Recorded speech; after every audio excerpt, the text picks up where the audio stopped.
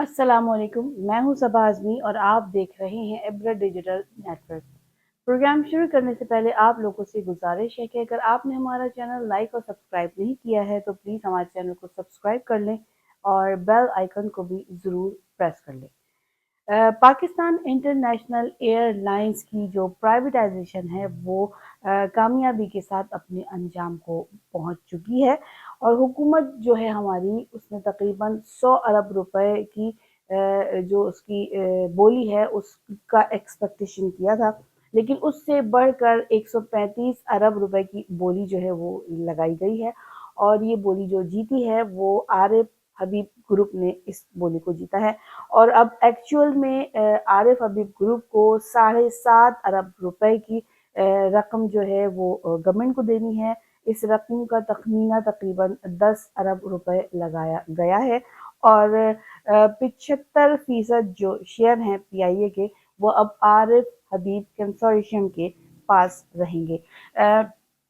10 अरब रुपए के अलावा जो रकम होगी वो पीआईए में ही इन्वेस्ट होगी, जिसमें पीआईए का इंफ्रास्ट्रक्चर बेहतर किया जाएगा, नए जहाज आएंगे, पीआईए का जो ऑपरेशंस है उसको मज़ीद उसकी जो है वो एफिशिएंसी और उसको स्मूथ बनाने के लिए ये रकम जो है वो खर्च की जाएगी।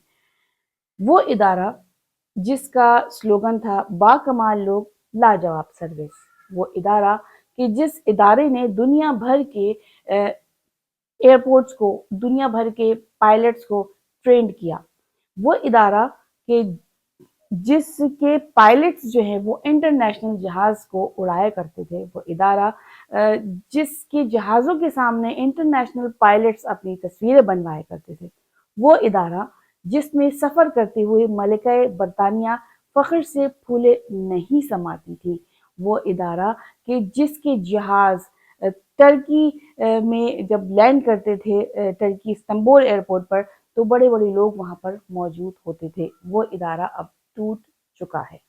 78 सालों में पाकिस्तान के भी दो टुकड़े इसी तरह हुए, इसी तरह बांग्लादेश जो है वो टूट कर पाकिस्तान से अलग हुआ। ये नोहा है, ये एक नोहा है कि हुकूमत जो है वो किस तरीके से अपनी हुकूमत को अंजाम दे रही है। यानी आप ये सोचें कि 78 सालों में पाकिस्तान के जो गवर्नमेंट है उसके पास जो भी इदारे हैं वो गाहे बगाहे जो हैं वो इसी तरह टूटते चले जा रहे हैं। माहिर माशियात जो हैं वो इसको एक गुड डील करार दे रहे हैं। उनका कहना ये है कि अब कोई ऑप्शन नहीं था इसके अलावा। उनके मुताबिक कि ये एक टेक्निकली जो इंसॉल्वेंट कंपनी 1830 अरब रुपए की लायबिलिटी कैरी कर रही थी और अपने जो बैंक्स मार्कअप हैं उनको पूरा करने के काबिल नहीं थी। एफबीआर के पेबल्स नहीं हो रहे थे, सिविल एविएशन के पेबल्स नहीं हो रहे थे, पीएसओ के पेबल्स नहीं कर रहे थे। ये इदारा pension and employ related benefit जो है वो भी पीआईए जो है वो पूरे नहीं कर पा रही थी।